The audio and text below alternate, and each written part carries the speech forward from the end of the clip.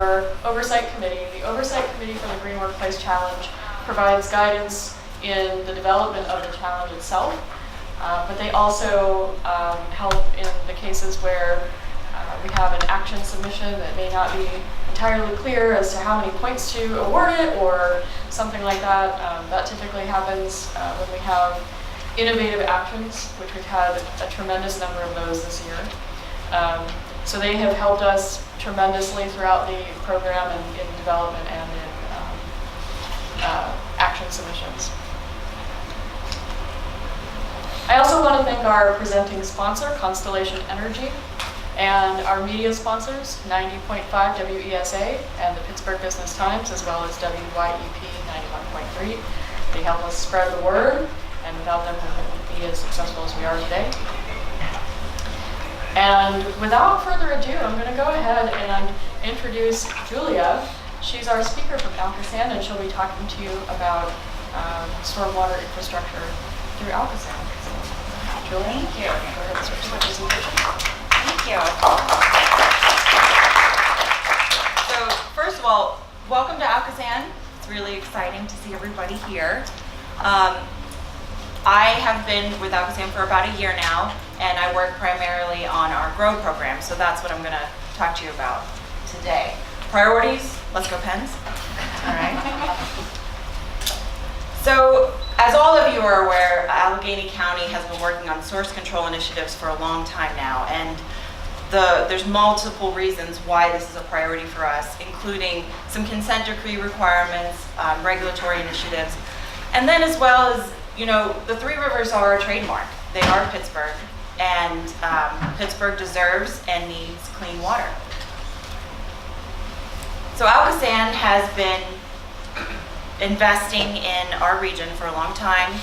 So far, about $10 million of engineering, technical, and construction services have been provided, and then we've done more than $40 million in federal and state sources.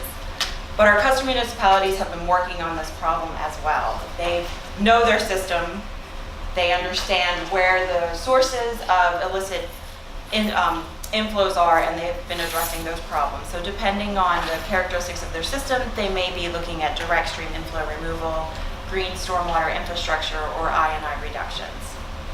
So one of the missing pieces was, how do we all work together to make sure we're funding the best projects? What role can ALCOSAN play in supporting those initiatives, knowing that we are an interceptor system, we don't own the land in the municipalities, but we know that these are important projects and we want to be a part of it. That led to the GROW program. So the GROW program is our grant program that is based on funding projects that are efficient at removing overflows or reducing overflows within the municipal boundaries. We look at 4 different types of projects: green stormwater infrastructure, direct stream removal, I&I reduction, and separating storm sewers. And the reason that we have each of these technologies included is, you know, the bulk of our system is separated, and they have special needs compared to the combined system. So we want to make sure that the right technology is being implemented in the right sewer system. The GROW program is simple. It is based entirely on projects within our municipal boundaries. So we have 83 customers, those are the eligible applicants. And then we look at the projects that are most capable of reducing overflows on a cost-efficient basis. In general, this is our timeline. So each year we'll be having a cycle. We start in February, where municipalities prepare their letters of interest and determine which projects are best suited and most applicable to the program. Those are submitted to ALCOSAN for review. We evaluate the projects and determine which projects should be invited for application stage. Those letters are sent back to the municipality saying, hey, we see the merit in these projects, we want you to submit an application. They prepare an application, prepare all the supporting documentation so that we can then review them, and it's a completely data-driven, scientific-based process. So we evaluate the ability of each project to reduce overflows using our hydraulic model. We do a complete review of the budget, we do a review of the constructability to make sure that these projects are capable of being constructed in the ground. And then we make the recommendation to the board of directors, who makes the final decision on which projects would receive grant funding. I'll talk in detail about each of these steps here. So it all starts with the letter of interest, which we've just completed the first phase of. Applicants provide a cover letter and then some supporting documentation, just the basics, because each project is at a different level of design completion. So we need to know where it's located, its potential to capture stormwater and other overflows, and then general idea about the cost and the construction schedule. We like to know if there's additional partners involved, because we all know this is a big project, a big problem that we're all trying to address. So if other third-party support is involved, we like an identification of that as well. So using this information, we get a general idea of the scope of the project. We evaluate it based off of its funding potential and its ability to reduce overflows. So the review of the applications really has two components. The first one is about its performance, and the second one is a score. The performance, we take a detailed look at the cost of the project, weeding out eligible and ineligible costs. Any part that directly contributes to source reduction is considered an eligible cost. Ineligible costs are ones that are important and valid, but are not directly tied to the overflow benefit reduction of the project. So that may include parks where we have benches or seating and lighting. Important, but not overflow reduction based. The second piece is primarily what I work on, which is the hydraulics. So we look at the design criteria. We have different criteria and data we ask for each technical part. If it's a green stormwater project, we want to know infiltration rate, size and scope, drainage area, contributing impervious area. If it's an I&I project, we need to know the inch miles, the size of the sewer, the distance that we're lining or repairing manholes. If it's a direct stream removal, we need to understand the base load, how much of that is now going to be removed from the system. So all of that information is input into our hydraulic model, and a unique model run is conducted for each project. Using that information, we get our cost per gallon reduction benefit. The second part is the project score.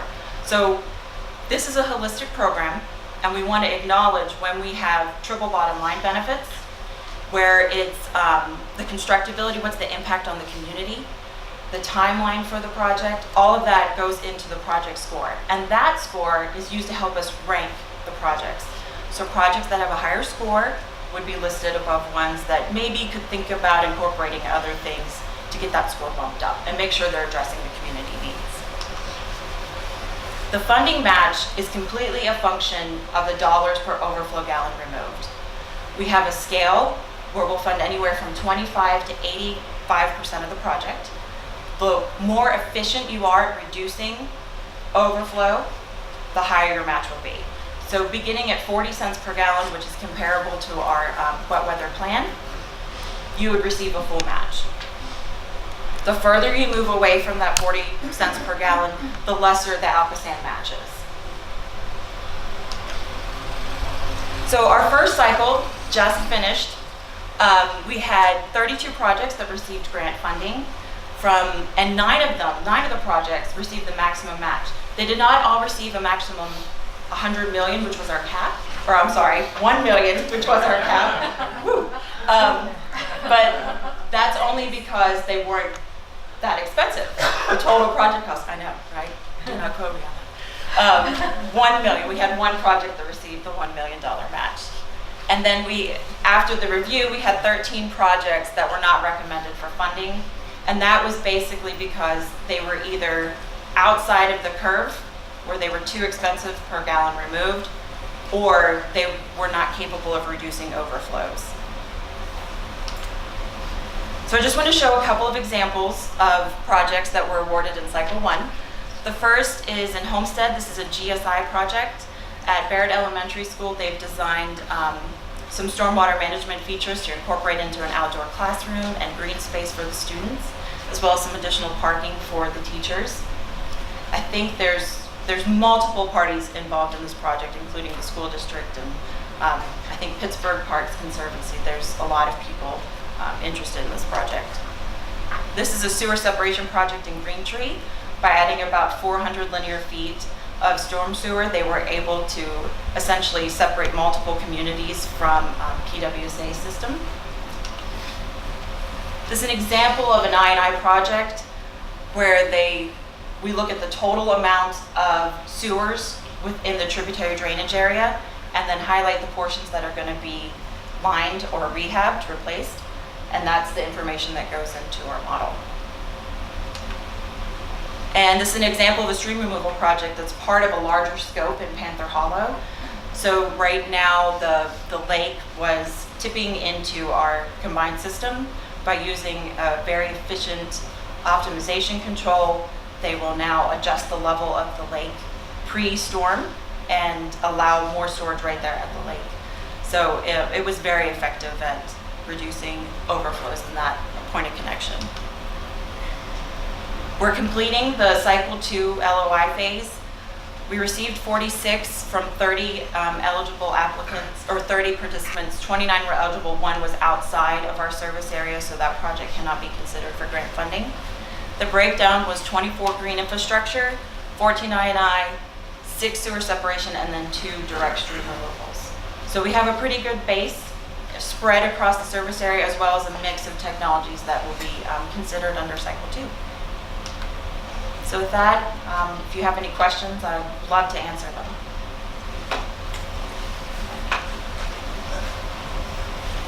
So are these just for public projects? Can private entities apply for this? Right now, the only eligible applicants are our municipalities, the 83 municipalities. The applicant has to have a stake in the land. So they either have to own the land or have an agreement or easement. The other really key part of that is they're on the hook for maintenance for 20 years. So we want to make sure that they have an agreement in place for 20 years of maintenance, because we know these projects, even especially green infrastructure, maintenance is important, and they need to function as designed. So, any other questions? Yeah. We provide assistance to municipalities in targeting locations for these projects. Specifically, if you're trying to meet those overflow reduction goals, are you providing them assistance in understanding, where the best gallons of water removed in there? Yeah, that's a really great question. So we learned a lot of lessons through cycle 1, and one of them is we need to be more proactive in identifying the project location. So we already have measures in place where that is our goal moving in the future, is to just help people understand these are the more responsive POCs. Based off of the results that we found under cycle 1, this may be the type of project that will work best in these locations. So yes, absolutely, that's our goal moving forward. Yes. Is there a target amount of money that the GROW program is going toward in order to demonstrate that our region could take a more adaptive management approach?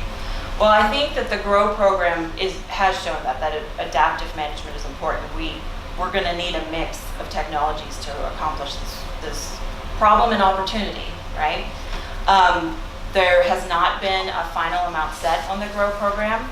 My understanding is that it will continue for several years. So we awarded $9 million under the first cycle, and that leveraged about $26 million in projects. So it proved to be successful, and it will be continued, but a dollar amount has not been set. My understanding was the cap was lifted for this cycle from the $1 million. It was a little higher. Yeah, so that's our board just approved that as part of the guidelines. Another lesson learned was while we only had one project that met that $1 million cap, bigger projects have the potential to be more efficient and to drive that number down, be more responsible to our ratepayers of removing gallons efficiently. To do that, we may need to see these larger big CO projects. And the cap was raised to $2 million for the second cycle, and we'll continue to review that as we go along. Yeah. That's $2 million per project per cycle. Yeah. Maybe this is a silly question, but to what degree do private property owners, I'm thinking like individual homeowners, how can they help? So I think with the structure that's in place right now, aside from just being a responsible Pittsburgher and managing your stormwater on site, is to reach out to community groups, to municipalities, and educate themselves, and then advocate for projects. So just to be involved. Right now, there's no mechanism, at least in the GROW program, to fund projects on private property. But those are our eligible applicants, our municipalities and authorities. Yeah. Anybody else? Yeah. Just a comment, education is usually the basis of getting things accomplished, even for a long period of time. And in a process this large, it would seem that there's got to be funds set aside somehow to get that education out.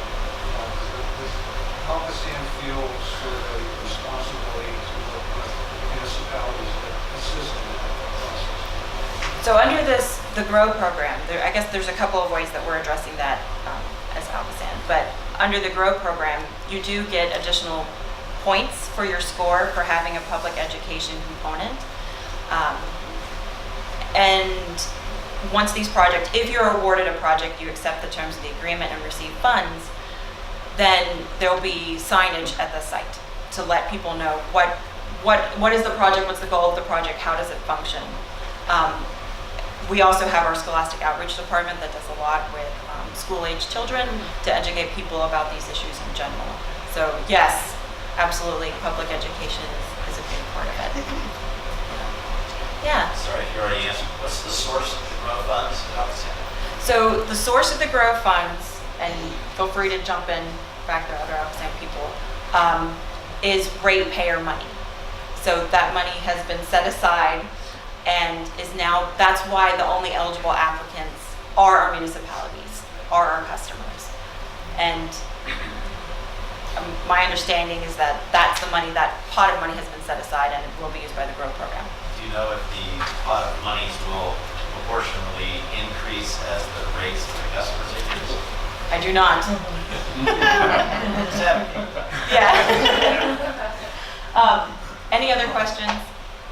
No. So this is my boss, is the manager of the wet weather program's contact information. He would be the right person to reach out to with those kind of questions, Tim Prevost, or Jan Oliver, the director of our wet weather programs. All right, thank you guys so much.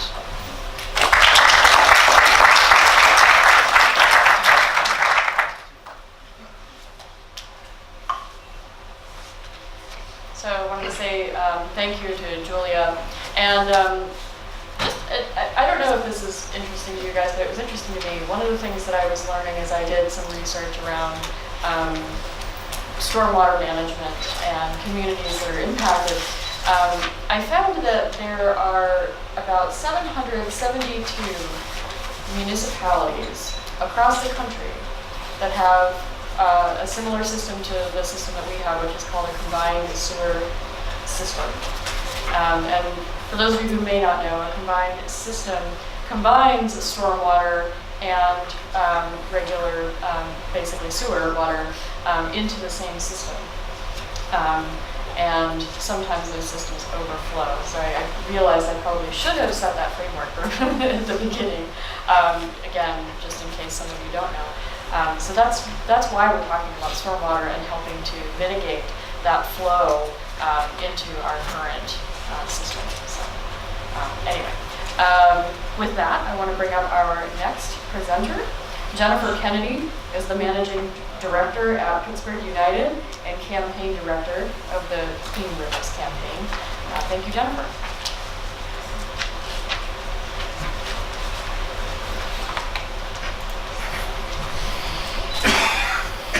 More just got my water that's not going to upset you a bit here.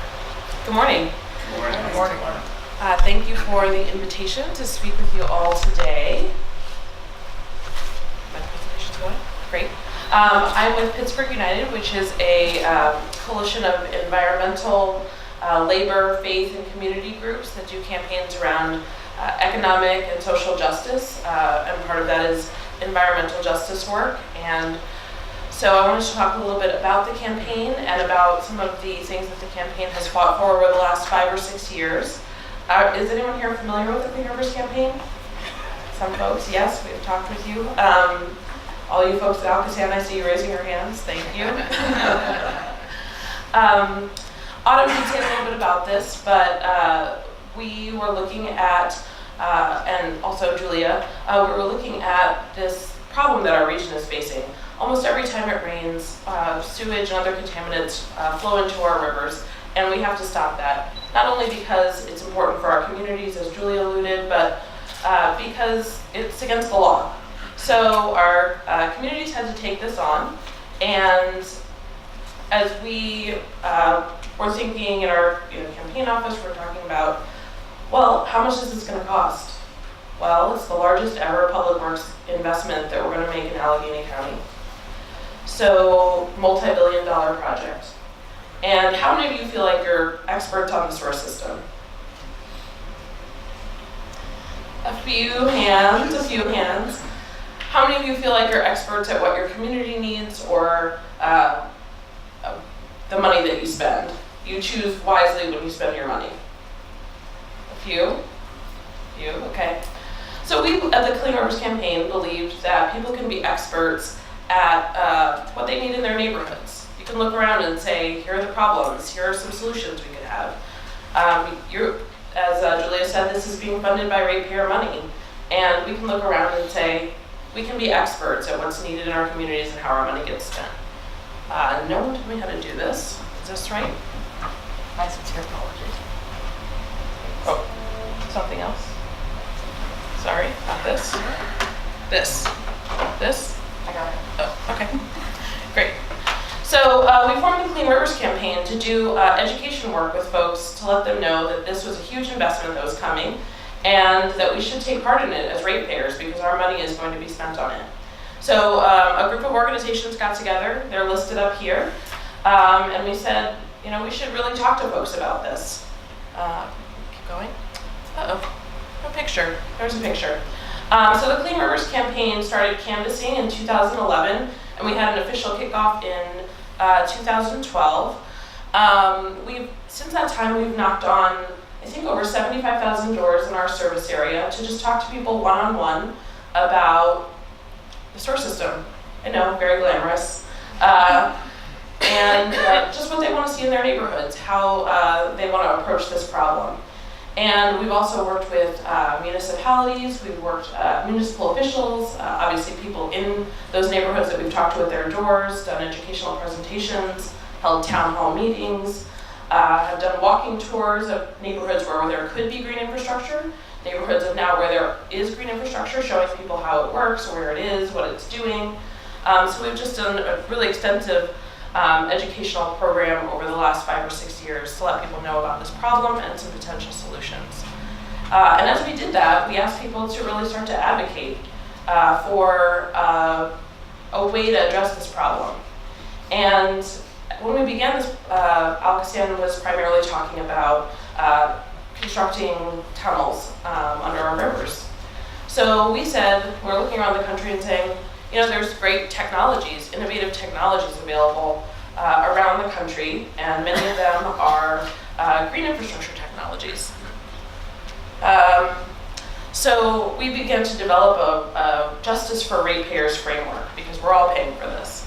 So that includes maximizing green infrastructure, which, as Julia said, can bring triple bottom line benefits.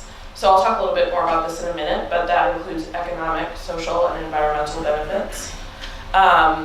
We fought for a customer assistance program here at ALCOSAN, which is already underway now, as well as working with PWSA and others to begin to implement a customer assistance program on the water provision side, because as you know, when you see your bill, for many folks, it's about 2/3 water provision and 1/3 from the ALCOSAN for sewer services.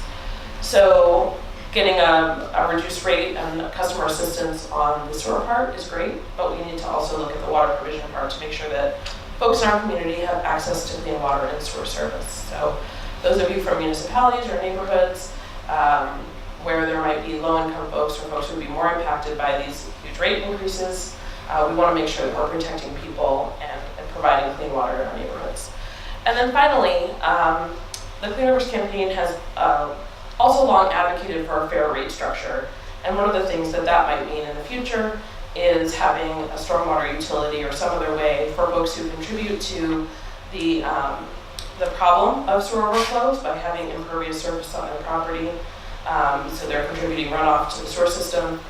That doesn't get calculated in your bill right now. You're just paying for water provision or you're paying for sewer services, but you're not paying for the runoff that falls on your property and goes into the sewer system. And huge properties that have huge amounts of runoff aren't doing that either. So there are fairer ways to sort of address our rate structure and think about how everyone who contributes to the solution contributes to the problem can contribute their fair share to the solution. So as the campaign has developed, one of the things that we saw as really important was to address the system that we have. Fix it first is a mantra people hear often when we're thinking about infrastructure.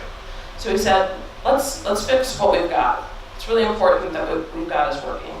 The problem, of course, is that our sewer system was designed to overflow.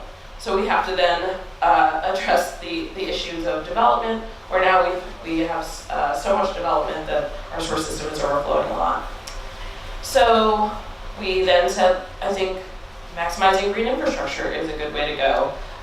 Let's see how much water we can keep out of the system before we build something new, before we build something underground, like a tunnel system that is going to be a huge cost with and doesn't bring the benefits that green infrastructure bring. So actually PWSA has taken this approach with their Clean and Green Plan. I don't know if folks have seen presentations about that, but we were excited to see that they're promoting a vision where we can fix the system that we have, upgrade it, improve it, make sure it's working, maximize green infrastructure, so make sure that we're getting that source reduction in neighborhoods and that those neighborhoods are getting benefits and we as ratepayers are seeing that money reinvested in our neighborhoods. And then let's right size the gray infrastructure that we need. And that's a really sensible approach for our region to think about long-term investment for our sewer system. So if you haven't seen a presentation about that, I encourage you to check it out.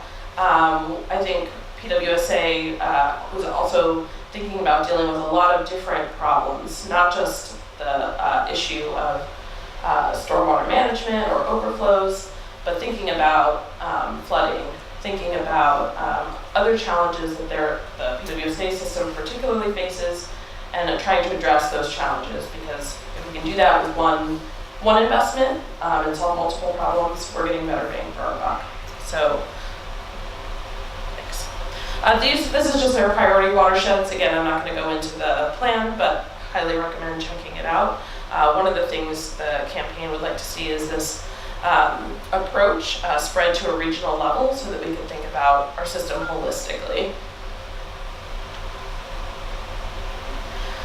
These are just some of the benefits that are named in the Clean and Green Plan. Again, going back to that triple bottom line, the environmental, social, and economic benefits. Green infrastructure can address many of those things, from air quality, lower summer temperatures, improved business districts, and I think you're going to hear some more presentations today about how green infrastructure is benefiting individual property owners, benefiting municipalities, and so forth. So I won't get into that too much. I was asked to just share a little bit about scale, because some of the presentations you're going to hear again are about sort of the parcel level, our property, medium scale projects that might be in the public right of way, and then larger scale projects that are looking at things like a whole watershed in some cases. So this is just, oh, we can go back, sorry. I was just looking to see what was up there, but so many people are familiar with rain barrels at this point. I think you're getting a great presentation about that today. And that's a very simple property level solution that doesn't take a lot of expertise or a ton of money to implement, and something that is really encouraged in terms of private properties and their ability to manage stormwater. You'll hear more about benefits of that in a minute.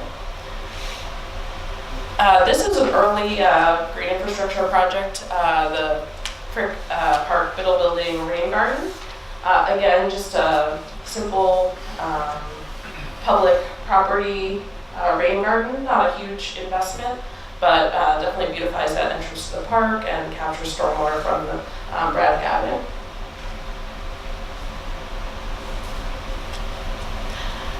Then we move up to a little bit larger scale projects. Folks, I think are going to hear about Sharpsburg today, but Etna Borough has also been a leader in terms of looking at their municipal land and how they can manage stormwater across the municipality. So they have a municipal stormwater master plan, but you could break that down into simple, project scale investments. So this is their streetscape, and as you can see, it's very attractive with beautiful metal grading and street trees and so forth, and has really improved that business district. I know if any of you we did some walking tours there, and I think Sustainable Pittsburgh and Green Building Alliance have done similar tours.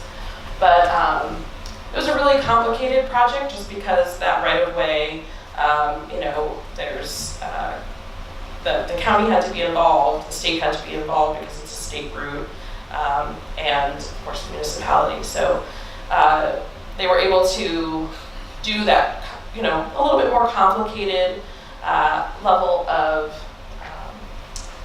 negotiation and collaboration to get a project like this done, but it is possible to get there for these levels of projects.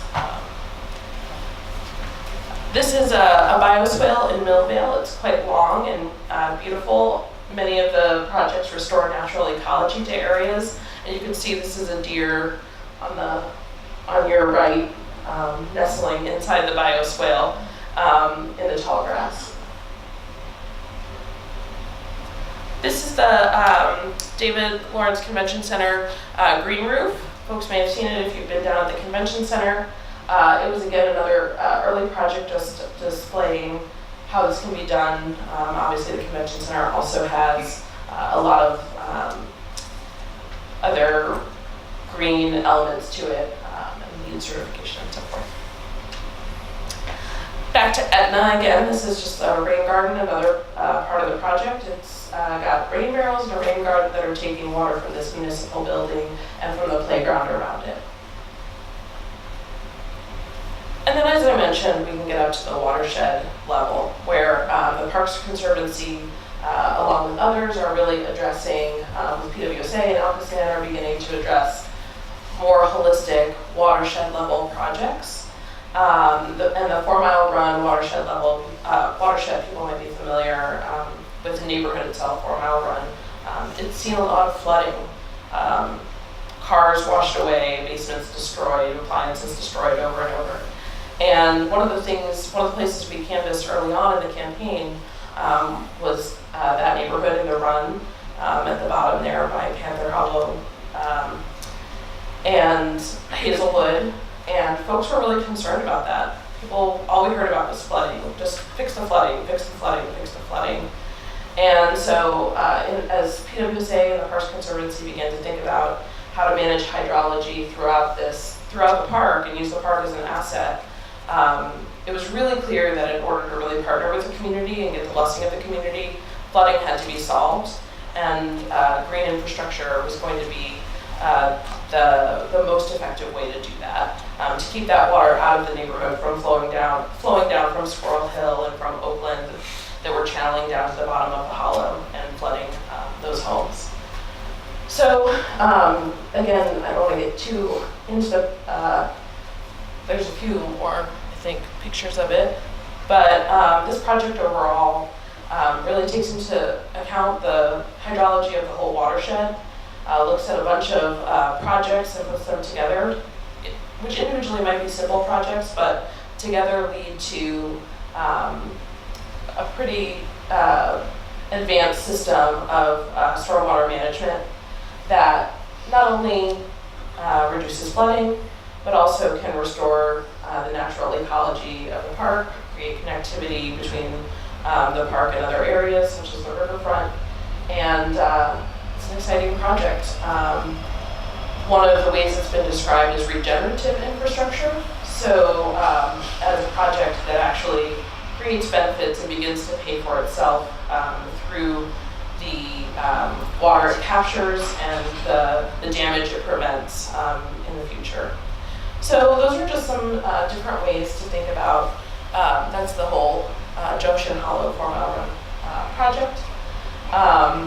Those are just some ways to think about scale. So individually on our property levels, there are things we can do, rain gardens and rain barrels and so forth. Moving up, we can see streetscapes or bioswales or other things that are managing larger areas. And then moving up from that, putting those projects together creates these more complex and exciting systems that can really transform the way our region looks and the way our air quality and other things. So one of the main reasons PWSA and the city have really pursued this direction is a larger eye toward climate change and resilience for the future. So it's really important that the money we invest now, we're thinking about that long-term investment and the ability to create a resilient community. So right now the campaign is excited to see the wholesale change in dialogue that's happened in our community over the last 5 or 6 years. And right now we hope that, and are working toward advocating for the caps to be lifted for the GROW program. There are great projects in the pipeline that are larger scale that need more money and that can save ratepayers money in the long run and bring them more benefits. We do want to see $200 million over the next 4 or 5 years invested in green infrastructure projects that can be proof of concept, so that when we do get to a check-in point with the EPA, that we can pursue adaptive management and extend that investment in green infrastructure. And I don't know if I have one other thing on there. And of course I mentioned this already, but want to see that that approach of fixing it first, investing in maximum green infrastructure that brings benefits back to our community, and then right-sizing gray infrastructure as a model for how we could make a sound investment in our community. This is my contact information and the contact information for Ali Shaw, who is our Clean Rivers campaign and our water campaign coordinator. She works actually on both the Clean Rivers campaign, which I talked about here, and the Our Water campaign, which is a new environmental justice campaign around privatization, lead, and other challenges that PWSA is facing. So Ali is a person that we could discuss that with as well. Thanks for the opportunity to talk with you, and if anybody has any questions, I'd be happy to take those. You said early in the presentation that sewers were designed to overflow. Can you address that? Why would they do that? Before there was this level of impervious surface and development in our communities, the mantra was sort of, the solution to pollution is dilution. So let's just send it to the river, there's plenty of water there, it's gonna go somewhere else. And it's not gonna be a big deal in the overall quality of our water. But as those overflows increased, it became an increasingly large problem for communities, and it's primarily Midwestern and Northeastern cities that have this problem, though there are some all over the country that have these combined source systems that were designed originally to overflow. So now we're looking at new communities are built with separate systems, but now we have to think about how do we address that? And one of the best ways to do that is keeping water out of the system to begin with so that it doesn't make it to that overflow point. I saw a question here. How polluted is our rivers around here? I'm sorry? How polluted are the rivers? I know, what we hear a lot is that they're less polluted than they used to be, and people are they're much improved. There are still many challenges with contaminants in the river, and in fact, overflows are just one part of that problem. There's also, other waste and contaminants going in, and people are looking at, frack waste and other issues that are leading to contamination in the rivers as well. The So, reason I asked is compared to other rivers around the country. I can't say that I'm an expert on that. Maybe others, I don't know if anyone here has a sense of that. I know that, again, hundreds of municipalities are facing this type of need to do an investment in this problem. So urban watersheds have this level of pollution quite frequently. Sure. This is not a question, but more of an observation. I think we need to put what Autumn said and what you just said about the combined sewers being designed to overflow into context. Key facts. One is that the combined sewer section of the ALCOSAN service area is only about 18%. The rest are separated sewers which are not designed to overflow. Secondly, if you look at the ALCOSAN system, about 10 billion gallons of fluid get into the ALCOSAN system at some point. Of that, 22.5 billion is sewage. So that's less than a quarter. 7.5% or 7.5 billion is stormwater, which is what we're trying to deal with green infrastructure, which is important. Don't take this to mean that I'm against green infrastructure. But 40 billion gallons is underground groundwater. So you've got to deal with that. And green infrastructure will play its role. But just as Julia said, part of the growth program is to fund I&I projects. That is mainly designed for that 80% of the system that is largely being affected by groundwater in the system and not soil. And so you're going to have to do all of these things in proportion with some cost-benefit analysis. And like I said, the city's program, if you have not read it, it's really cool. And they've done a lot of work to figure out how to place green infrastructure. And of course, the city is the main hunk of that 17% of combined sewer systems. But if you haven't looked at it, it's really cool. You ought to try to look at it, and they've done a lot of work. But you have to be able to say that green first works in the city, and maybe some of the inner ring municipalities around the city, like Etna and Sharpsburg, which are also part combined. But you also have to allocate in the same time funds to deal with the I&I problem in municipalities. And it's a multi-jurisdictional problem, which is really the big challenge, is how you get the multi-jurisdictional problem fixed. There are definitely different source control solutions that work in different areas. And I think that's part of fixing the system that we have first. We don't want those systems leaking. We don't want those systems conveying water, groundwater into the system where it shouldn't. That's important to the holistic look at what's the best way to spend our money across the region. And is there Julie had a question? Yeah, you said that the growth program should fund $50 million in green infrastructure this year. That's one of the things that we think over the course of 4 or 5 years, that 200 million is a good place to scale up to in order to get to the level where we can prove to the EPA that our adaptive management program on that scale will be successful. And how did you come up with that? That was through some conversations with PWSA and others around the types of projects and the scale of them that are sort of in the pipeline. Yeah. If you're an organization planning stormwater projects, like we work with PWSA on the program, is there anything to assist with sort of designing, making sure that the project really is realizing its full stormwater potential? I think that's one of the things that both PWSA and ALCOSAN are trying to do in their grant programs, is make sure that folks understand how the models work and how to apply those to particular projects so that those projects can be successful. Obviously, there are places that are really strategic to place green infrastructure that capture a lot of water, and others that may not be as impactful. So it's definitely important to talk to either an engineer, and there are a lot of folks, nonprofit to for-profit and engineering firms that do that type of support.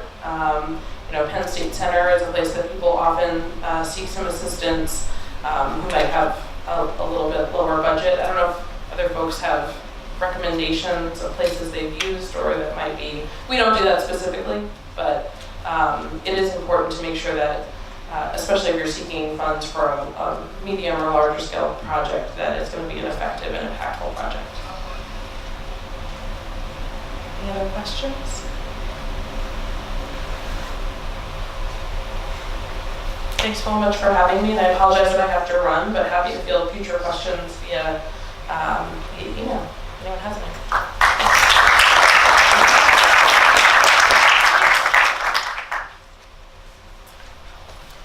Okay, thank you again to Jennifer. And I do think it's important also to acknowledge that many of the issues with combined sewer it's a historical issue. A lot of times in older cities, this infrastructure was put in place prior to there being regulatory guidance. And in the meantime, obviously funding is a challenge, right? And I can say this as a homeowner, the last thing on earth in my home that I want to invest in is my sewer line.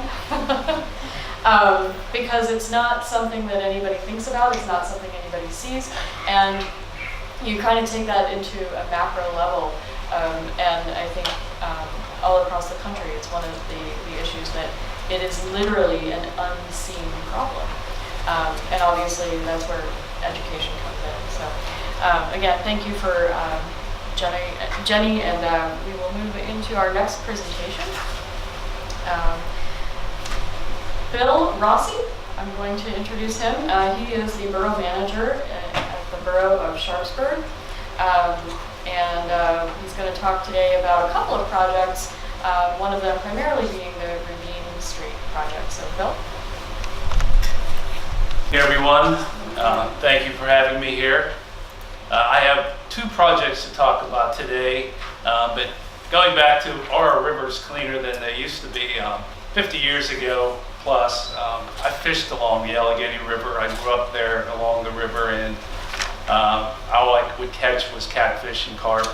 And I would always fish next to a sewer outfall going into the river, because there was a lot of fish there, because there was a lot of waste going into the river right there where the fish could feed. Now we can actually catch bass and walleye and things in the upper Allegheny, which to me makes it cleaner. We do have a lot of industry in that along the river too that pollutes that water too, so that adds to it. So I've experienced, slimicide and different, things that have been poured into the river from Allegheny London Steel upriver, and that. So we're working on cleaning that up, and hopefully we can. But I just want to talk about a couple projects. I know Ravine Street was on the agenda, but I have a little, and does everybody get my handouts? Because I don't have the PowerPoint, I'm sorry. I'm a copy person, but the first project I just want to talk about is, sometimes you don't have to be good, you just have to be lucky. And looking at this Kenneth Turley Memorial Park presentation that I have, this was a abandoned building on Clay Street and 8th Street in Sharpsburg. And the school district tore this building down, and it was just an empty lot, and they deeded it to the borough. So we wanted to figure out something to do with this property, and council said, well, let's just pave it and make it a parking lot. And I said, no, we can't do that. We don't need a parking lot, and really, we're only going to gain one parking spot by paving this and making it a parking lot. So this is where you get lucky. Out of the clear blue sky, I got a phone call from a gentleman from Napa, California. and his name was Brother Kenneth Curley.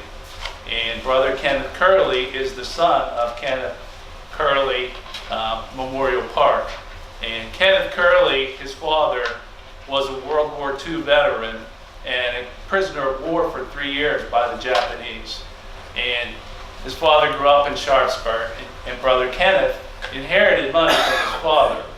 And he's a monk, so he took a vow of poverty, and he had to get rid of a bunch of money for taxes and so forth.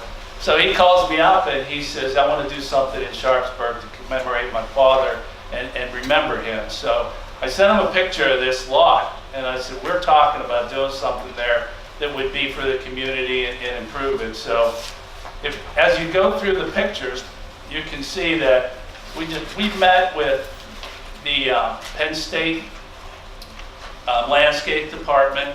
We met with the Pittsburgh Conservation District.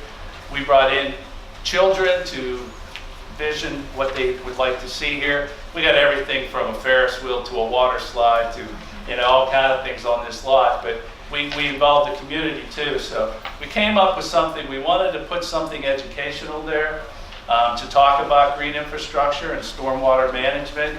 So we came up with the rain gardens and the permeable brick pavers and landscape that. So we put it out for bid, and I included the bid sheet. As you can see, when you put things out for bid, I mean, they're all over the chart. But Tangier's Landscaping came in as the lowest bid at almost 58,000, I think. Brother Ken had sent me $30,000. And when he actually came for the bid opening, he flew in from Napa. And when he saw the bids, he went home, he sent me another $10,000. And then as the work progressed, he sent me another $5,000. So we're up to $45,000 from Brother Ken. And really, when you look at the project as to how it turned out with the sidewalk now that we replaced, and I actually told him, I said, look, the borough is going to replace the sidewalk anyhow, so you don't have to pay for that. But he basically paid for all of the work that was done on this little memorial parklet to his father. Now, as you look at the walls that are there also, we're in the process of cleaning those up and painting them, and we're going to put murals on those walls. We've got a youth group in town that's going to do the one small wall, and then we've got some other people that are getting together. The murals on the walls are going to commemorate the armed services, since his father was a prisoner of war and a veteran. So we're going to have all the armed services commemorated on those walls and dedicate that parklet basically to the military. We've got the American Legion and the VFW and the Paralyzed Veterans of America all in Sharpsburg, and they're all working with us to help with the murals and to commemorate the armed services on this little parklet. So it's just a little, nice story that happened on a piece of property that we had no idea how we were going to get it to be developed, and out of the blue, I get a phone call.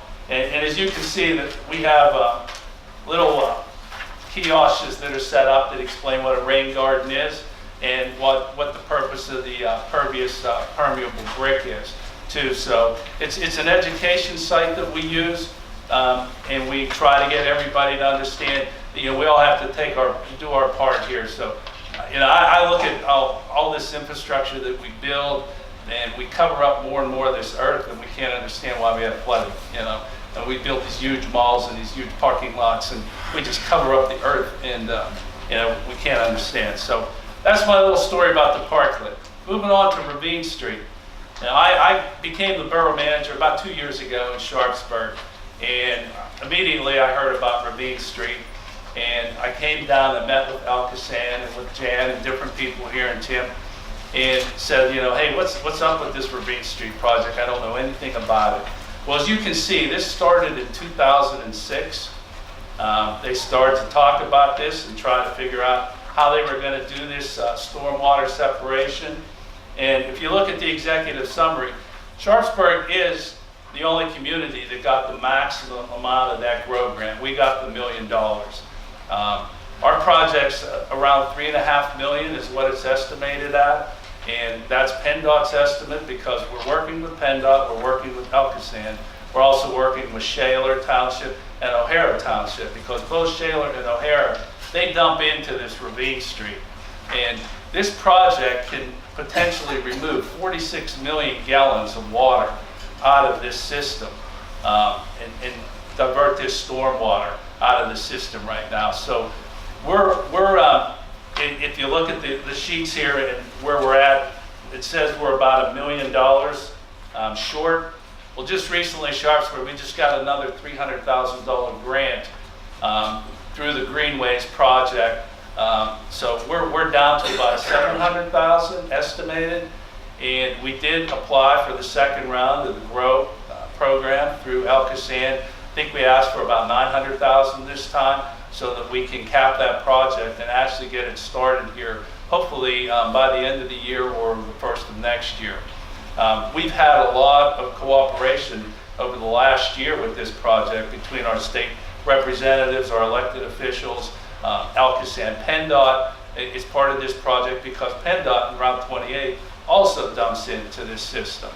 And when they built 28, they really, if you talk to PennDOT, they didn't do a good job at trying to divert water off of that road and the hillsides.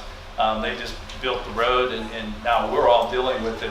And we've got a small landslide going on right now in Sharpsburg off of 28 that I'm working with PennDOT on too. So this stormwater removal off of 28 and this ravine street are major projects that we're going to see happen here, hopefully. I mean, it's taken 11 years, and we're on our way to getting that funded. Probably the most disturbing thing that we have, if you look at the Michael Baker estimate down at the bottom, the contingency on the project, which is 25%. To me, that's extremely high, and we've gone round and round, but this is PennDOT's requirement that they build in that 25% contingency. We're hoping that that's not going to be the cost there, and we'll be at that project figure that we need very soon. So that's pretty much. I mean, if you have any questions, I mean, stormwater management is 20, 30 years ago nobody even thought about it, or we're all under MS4 and EPA consent orders, and across the state, I am, I'll be the president of the State Boroughs Association here in another month, and representing 956 boroughs. There are so many of us across the state that are faced with the same problem. I mean, I give ALCOSAN credit for coming up with this GROW fund. Yeah, our ratepayers are paying for it, but we have to do something to stop it. So there's some way that we're going to meet this goal and keep working on this. So I appreciate the time here today. Come down and talk about this, and if there's any questions, I'd be happy to try to answer those. If you want Brother Ken's phone number or his address, and when he comes from Napa, he does bring some good wine. So, yes. Yeah, would you go to other boroughs and talk about your... I'll be happy to, sure. I travel a lot. I mean, with the state.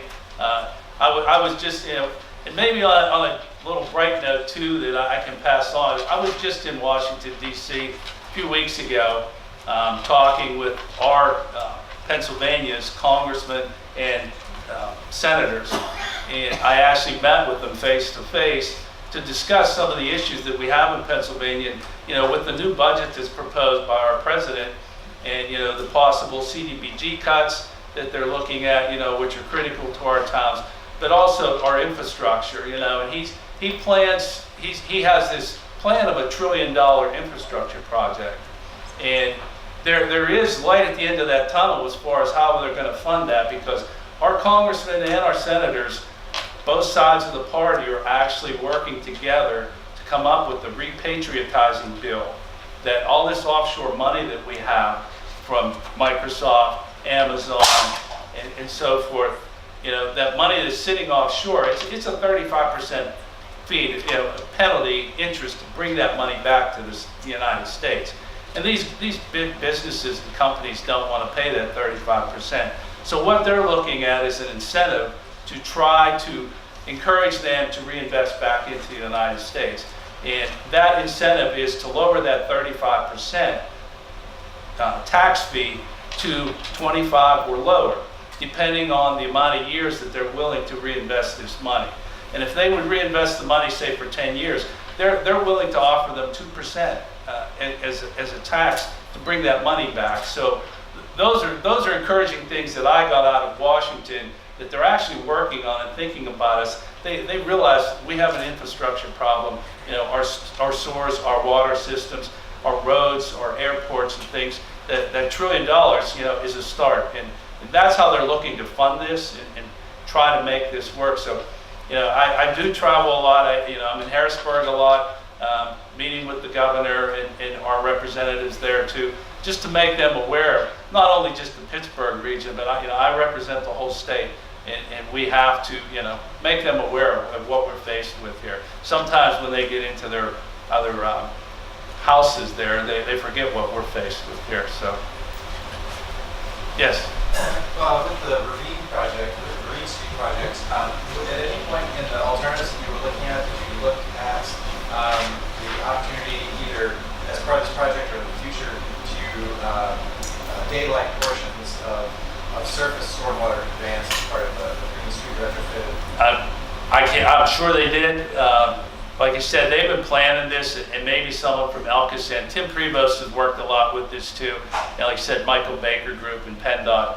Me, I'm the new guy. I came in, and it's like, here it is. We're, you know, find us some more money. I'm like, okay. So we worked on getting some of the money, but yeah, exactly what their plans were and their ideas. Yeah, I wasn't part of the design. Just a comment on the contingency. In our experience with these urban stormwater retrofits, having at least a 15 or 20% contingency is really important, even if, as long as that funding can then be allocated to other similar projects if it's not used, but certainly there's just... Right, we asked for like 15%. We said that was reasonable, but PennDOT said their standard is 25, so yeah. We've gone round and round with that. Yeah. Plus meeting with the DEP, you know, and trying to get the DEP. I don't know if anybody's ever dealt with the DEP, but you know, they're not exactly my favorite organization to deal with.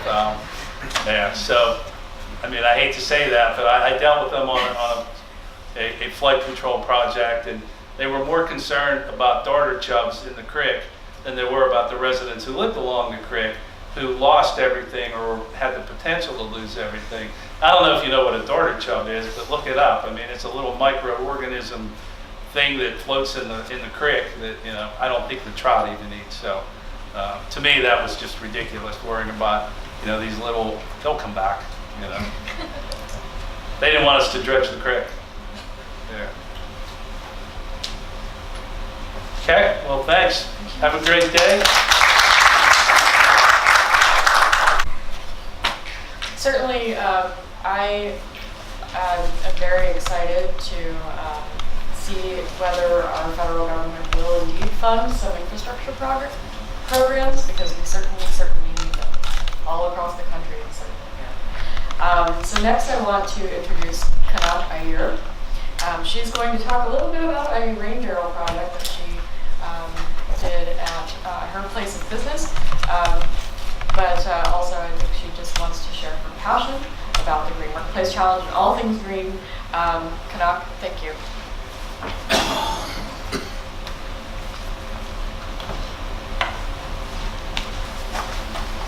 Good morning. Good morning. And thank you to Autumn for inviting me.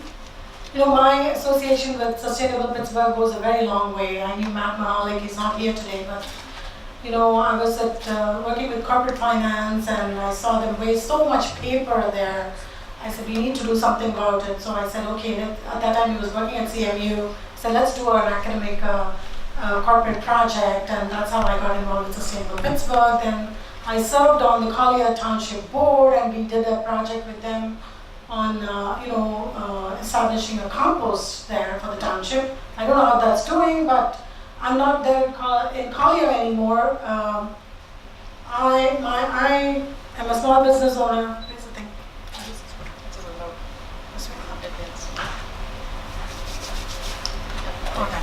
Okay, so I'm Kanat Iyer. I run a registered investment advisory called Kanakadara Financial, and oops, what did I do? There. We are located right across from the Borough Building in Carnegie. And why did I accept the invitation from Autumn? I read this article, World News, saying saving the world one drop at a time. This is an article out of a newspaper from India. When I was growing up, we had a bucket of water to take bath. And we had huge drums, to store the water that you got 2 hours in the morning. And that was it. Can anybody guess where I lived in India? Not in some remote village. I lived in the big city of Bombay. And not in the slums. I grew up in a very comfortable middle-class family, in a middle-class neighborhood. And that was the norm, having a bucket of water to take a bath. And now no more buckets. I'm here in wonderful America, and I got swept up in the consumer culture, and now all I have is a bucket list. But as a citizen of this wonderful country and citizen of the world, I want to make a difference, and that is why I'm all for sustainable Pittsburgh. Everything I do is great, and as individual citizens, we can make a difference, and that's what I'm going to show you. Luckily, unlike other parts of the world, we have great leadership.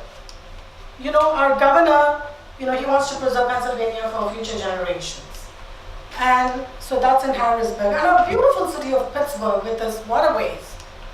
And I served on Mayor Peduto's, transition team, and, I want to be a good neighbor. Our county executive, Fitzgerald, is a great guy. So we have all the support system to do whatever we want. And so what is this article all about? I just wanted to go through it because in Mumbai now, I've been here 30 years, but they've made a whole lot of difference even in Mumbai. So what they are doing is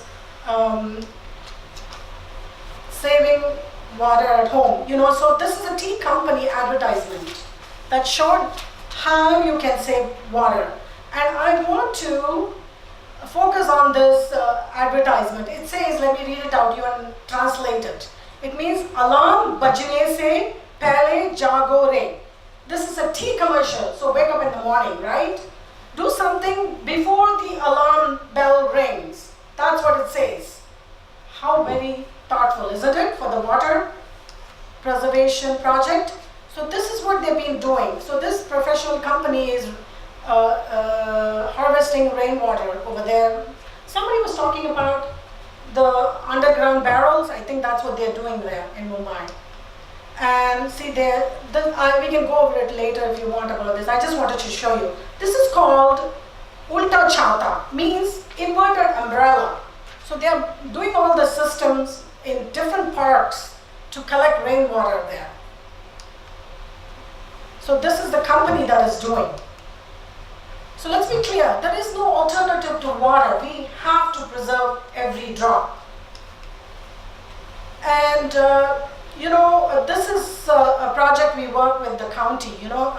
Kathleen is not here, but she came and spoke about it, and here our county executive spoke a few words. And the other hat I wear is as president of the Asian American Chamber of Commerce. I launched.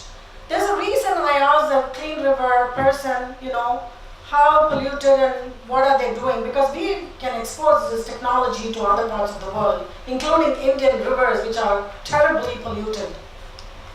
And so these are our friends from Sustainable Pittsburgh. Recognize them. There's Matt. There is Kathleen, and the other business owners who came. And at the Chamber of Commerce, we are encouraging green businesses. So that is our logo.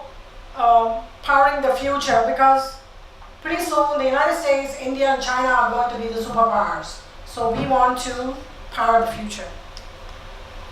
So we have urged trade with Asia. We want to make Pittsburgh the gateway to Asia and get all the jobs here.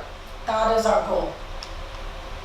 So, okay, now I showed you all those sophisticated systems, and we saw all sophisticated systems.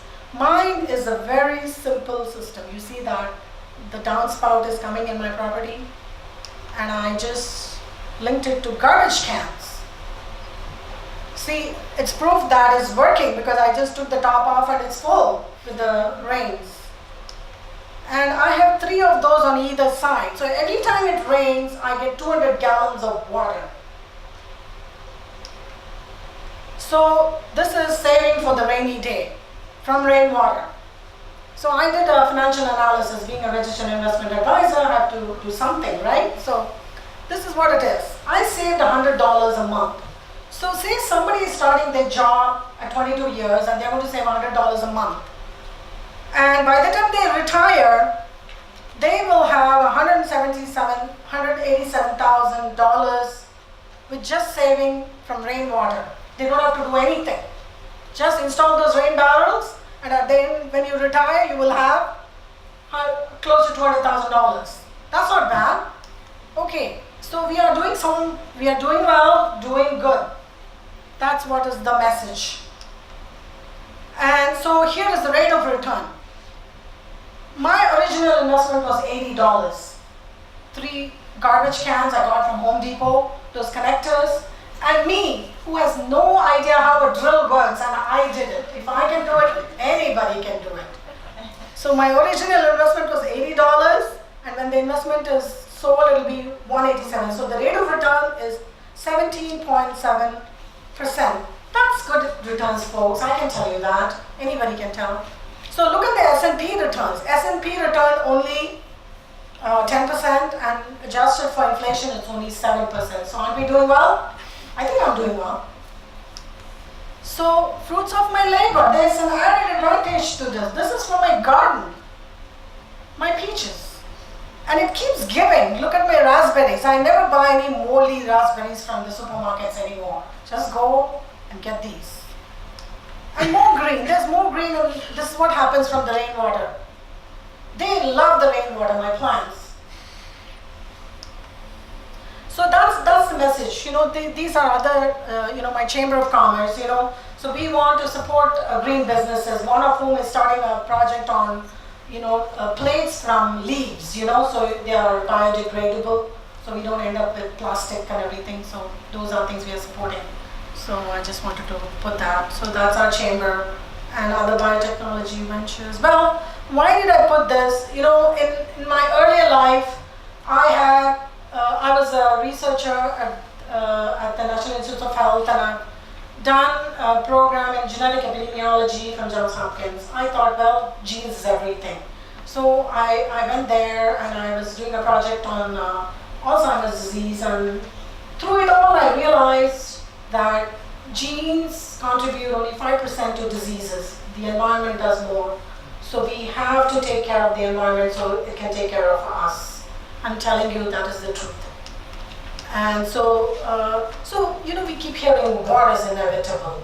Why don't we fight the war on climate change? It's a winnable war, and it's a win-win situation for everybody, no losers. So I think that's what we need to do, and as I just said, health and wealth are connected. So let's do our bit to save the environment and the world. Thank you very much. And I just wanted to say that, the next speaker is going to speak on green ceilings, and that is one ceiling I would never want to break. Thank you so much, and thanks to Sustainable Festival.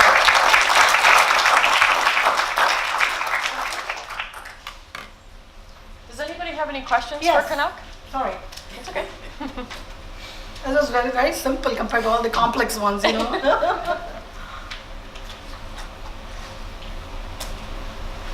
Yeah. Do you find yourself, during the growing season, do you find yourself using almost all of the water in between rains, or? Absolutely. That is where I save my money. Yeah. Because no, I never use any other water. It's just the rainwater. Everybody should do it. Yes. As an expert investment advisor, curious about the return on investment that is accruing from portfolios that intentionally single out companies that are high performers in social, environmental, and internal governance measures. Yes. Are you seeing a competitive rate on clients reaching for those green, clean, socially responsible portfolios? Yes, sir. The answer is yes. And the sustainable indices are doing way better than the other indices. I have to do, yes, definitely. I would recommend. If they ask me, I am, my fiduciary responsibilities, I cannot say anything that you have to do this. But if they ask me, I'm more than happy to give them a whole bunch of green investments. And could I further ask, how do you see water responsibility on the part of corporations relating to their pathway to greater investment in the marketplace?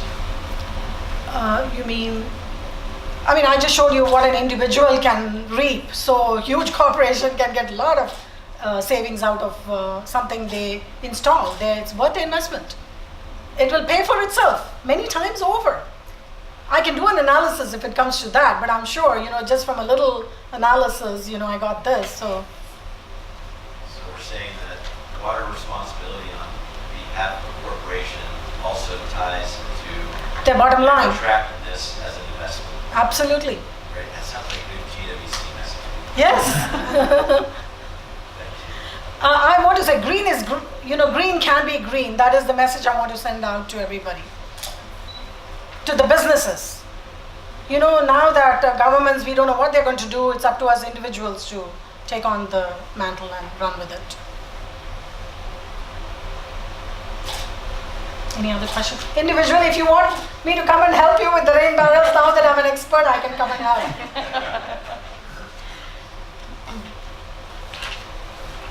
Okay, Thank you.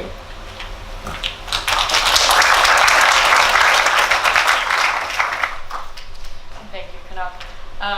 And I have to tell all of you a little secret about myself. So one of my first internships was with the 9 Mile Run Watershed Association back in 2004.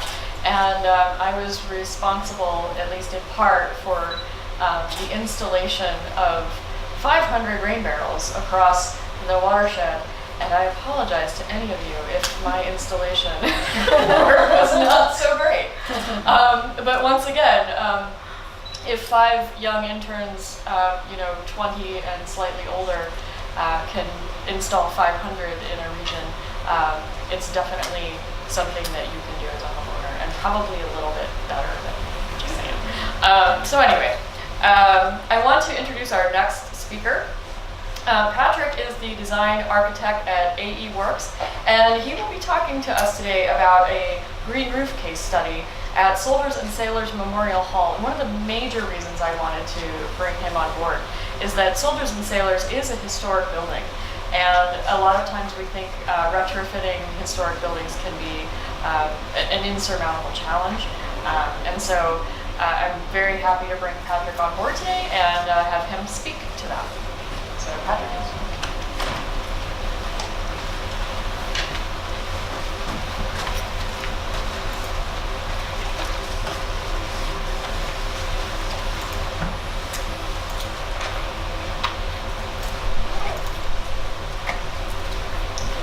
Just the right one? All right, thank you. Hello, my name is Patrick Rekshofsky. I'm an architect with AE Works. We're located behind Baker Square in Larimer. Our relationship with the GBA actually started with this project. We were asked from Soldiers and Sailors to help them with a roof replacement. And part of that, they were hoping they could get some sort of green roof on the structure. At the time, it was my first green roof project, actually. So we looked to GBA, we became corporate members to get the information we needed. So we were actually able to host a little workshop in our office. This project actually started because the interior of Soldiers and Sailors, where they have all the exhibits around the middle auditorium, has a lot of really, really intricate and nice plasterwork. The building was built in the early 1900s, so it was all original, and it was getting water damage. So you can actually see in the lower left-hand picture, the roof drains from the top connect to rain conductors that go into this storm line, and they were leaking. What was happening was storm water was backing up, and whenever whenever they were installed, the actual roof drains were not hard connected to the rain leaders. They were just a sleeve that were kind of inserted in. So it was easy for water to back up and then come in and damage the plaster. So the project scope was originally to fix that problem. That included relocating the roof drains, opening up the concrete slab to make a hard connection, and then re-roofing the entire lower roof, the flat roof of Soldiers and Sailors. Part of that, they wanted to see if they could get a green roof on the new roof as well. There were some restraints. It's a historical building, so we had to be careful about what we did to the exterior. We had a couple of different designs where we actually tried to make the rooftop accessible and could be used for cocktail parties or rented out. That would have had a lot more implication on the historical nature of the building, because if it's visible from the street, then you have to go through historical review. What we ended up doing, we found that the structural capabilities of the 100-plus-year-old building was actually not able to hold a platform that would allow an assembly occupancy on this roof.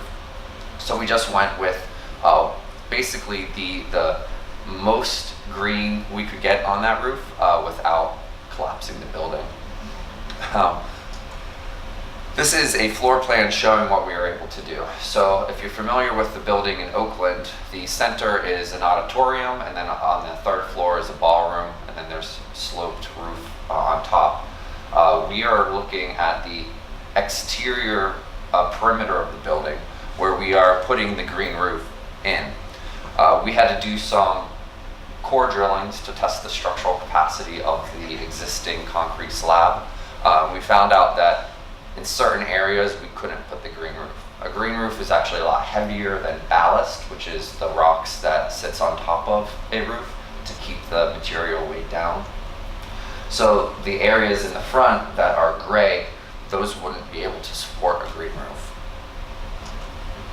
These are some of the after pictures on top. We used an extensive system which allows us to support plants like sedum, very shallow grasses. These are drought-resistant plants that are able to regenerate themselves at a very low maintenance. We are able to put pavers in that allowed maintenance staff to get on the roof if needed. There are some mechanical units that are on this area that needed access as well. But this is after about 5 months. The installation was complete in December, and by April of the next year, it was pretty lush with the greenery. This is showing down the side of the building. These are the new roof drains that we were able to open the concrete deck, pull them away from the parapet, which is where they were leaking, and make that hard connection. Just some information about green roofs. There are multiple types. A very basic type of green roof actually comes in trays. You order about a 2 by 3 foot tray. They come with the soil and the plants already installed, and you can actually just place them directly on your roof with the roof area below them. We took a look at the cost of different types, and those are very effective if you have a smaller square foot area. We have a very large area that we were working with, over 8,000 square feet. So a system called extensive is where they actually bring up loose growing medium and it's spread out as if it were just large bags of soil.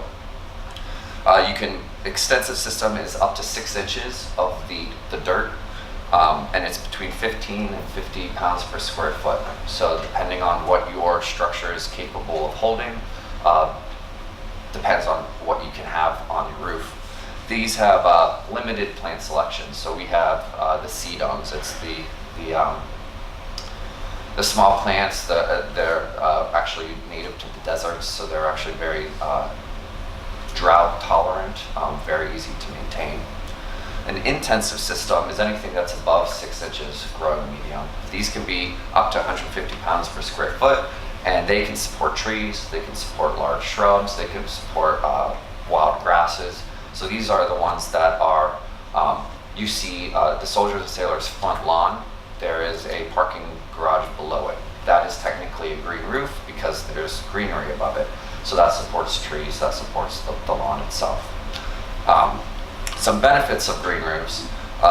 They reduce stormwater, which is a major topic today. It reduces both the cubic feet per second as well as the total amount that is discharged from that roof. It increases the roof membrane lifetime. So our system came with a 25-year warranty. By protecting it, putting it under a green roof, you're keeping the UV light away from it, which actually can double the life of a roof membrane. So this is meaning that they aren't going to have to replace this roof for 50 plus years. It also increases the insulation value on the roof. So we haven't gotten data back yet from Soldiers and Sailors to see if there's been reduced cost for their heating and cooling bill. But based on the existing conditions where the insulation is actually saturated with water, we expect a fairly dramatic decrease in that the cost to run the climate control. It also reduces heat island effect, which is really important in urban areas.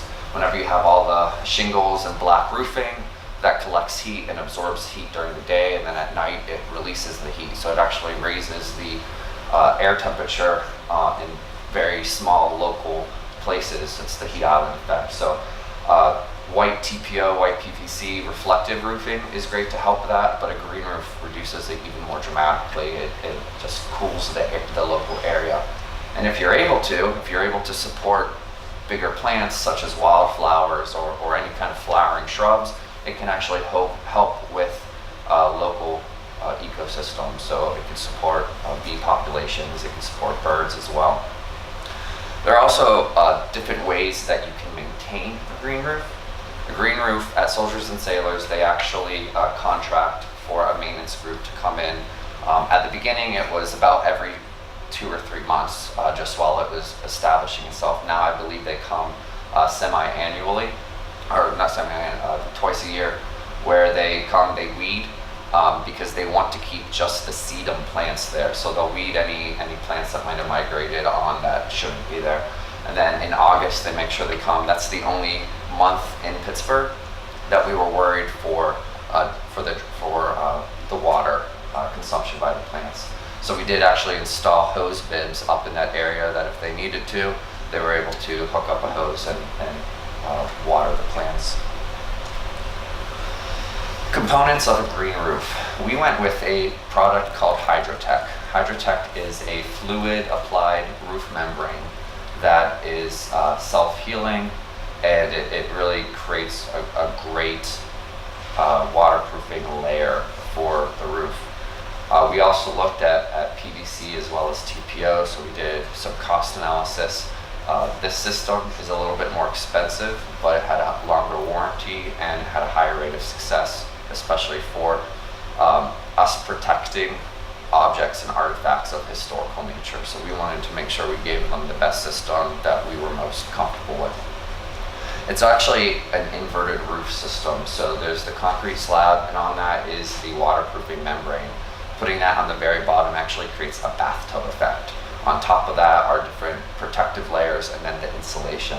That insulation, if you don't weigh it down, would float whenever it rains because we're collecting the water.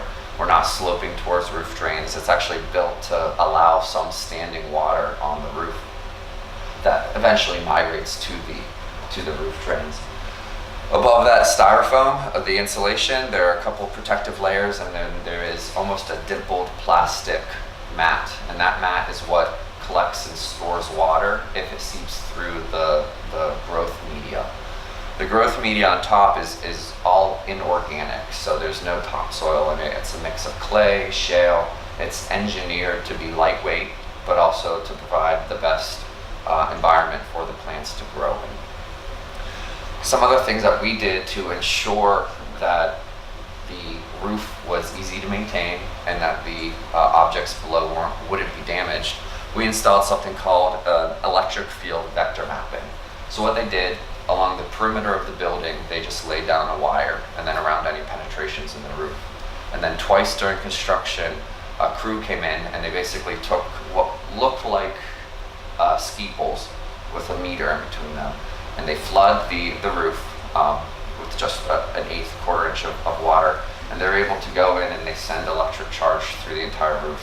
And they measure any voltage drop. If there's a voltage drop, that means that there is it's conductive between the water and the roof slab, which means there's a hole in the roof membrane. So they're able to take an entire 14,000 plus square foot roof, and they're able to find a pinhole within a 1 square foot area. What this allows us to do, because we use the extensive system, which isn't trays, which will take shovels and manpower to actually clear off, they can pinpoint exactly where a roof leak is if it occurs. So this just saves labor. It's kind of an insurance policy for the future, because if you've ever had a roof leak, sometimes where you see it on the inside is 20 feet from where it actually occurs on the roof. This project, this is a aerial view, showing you the roof is on the lower portion, so you can see the green that wraps around the building. The total project cost was $906,000. That included a lot of the demo work for removing the existing roof and relocating the roof drains. And then the actual green roof cost about $286,000, which was about $35 a square foot. The more you have, the more cost effective. But we, again, used the extensive system, which was lower. It was actually only 4 inches of the soil, which is the minimum you can do. This project, the green roof, it was interestingly phased. We actually started the project with the demo and moving the roof drains. And then we actually treated the green roof as a change order during construction. That allowed us to work within the summer. This all had to be done when PIT wasn't in session because they couldn't block any of the streets surrounding the building. And it allowed us to get funding from other partners for the green roof specifically. Soldiers and Sailors is actually a county-owned building, but it's run by a private trust. So that private trust was able to get grants, mostly from the Allegheny County Economic Development, Community Infrastructure and Tourism Fund, but also the other partners that are listed up there. So what are the benefits that we saw from this roof specifically? Over 8,000 square feet of the vegetated roof. So about 55% of that total was the green roof. 6,700 square feet of bare roof. So that's just the ballast and insulation.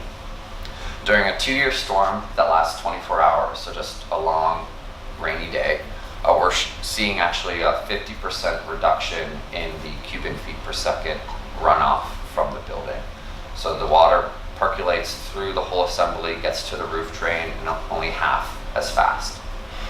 Overall, we're seeing not quite a half cut in the total amount that's run off. So oftentimes, if the growing medium gets saturated, it might eventually still run off, but it's slowed down significantly. Slowing down is very important because the speed at which water is gathered during a storm is what causes things to overflow and go into the river. So if you slow it down, even if it gets to the river, you're still helping with that mixing of the river water and the sewage water. During a 5-year storm, so this is a big thunderstorm for just 15 minutes, we saw less of a rate change, but it's 1.1 cubic feet per second down to 0.7 cubic feet. Long-term performance review, average rainfall for the year is 39.2%. We found that our average runoff was 53% of that. So our average runoff throughout the year was about 20 inches, which is 37% less than if it's a bare roof. In general, we've gotten great feedback from the owner, the operator of the Soldiers and Sailors. They like showing it off. They like having this green roof that is visible from student dorms and from office spaces and from hospitals. So it's being a good neighbor. You're making something that's a little bit more pleasant to look at, especially if you're a little bit lower. But they have no problems anymore with their interior roof draining, and they're very they're very proud, as are we, for having this project completed. Like I said, the installation was from April to December for the entire roof replacement and green roof installation. That's it. I would love to answer questions if you have any. Yeah, so was that December 2016? No, this was December 2014. Okay. So you've got a couple of years of experience. It's performing well, maintenance is Yeah. So the maintenance group that went up on site to take care of the actual plants, for the first year they went every few months, and now they're just less so, but it's healthy. They've had no issues with leaks.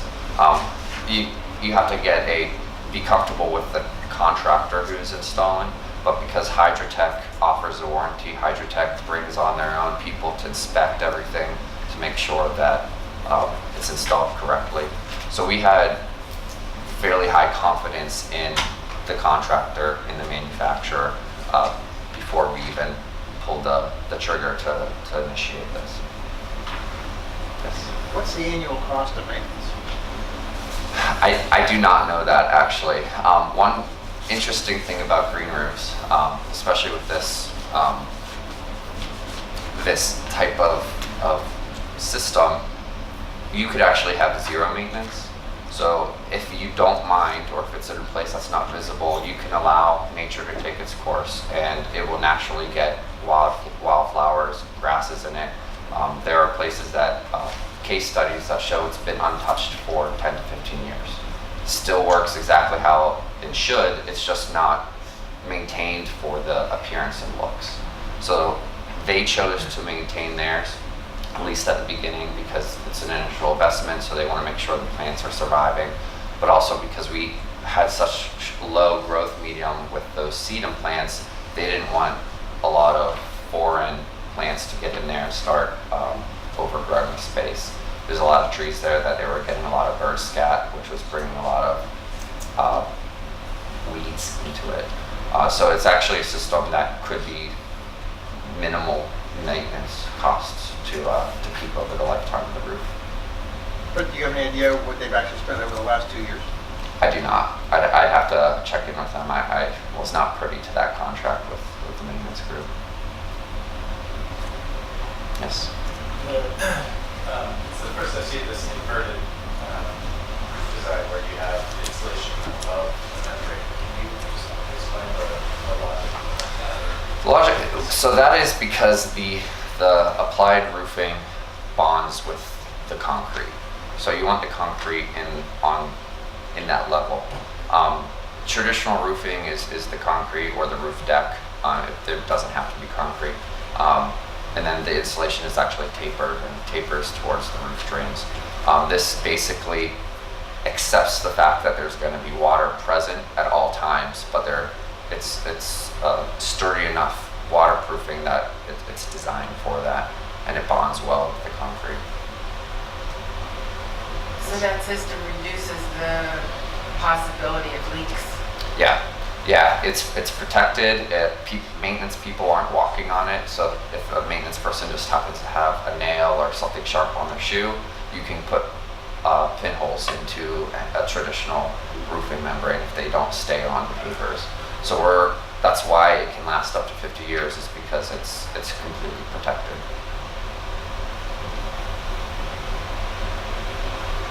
All right, thank you very much.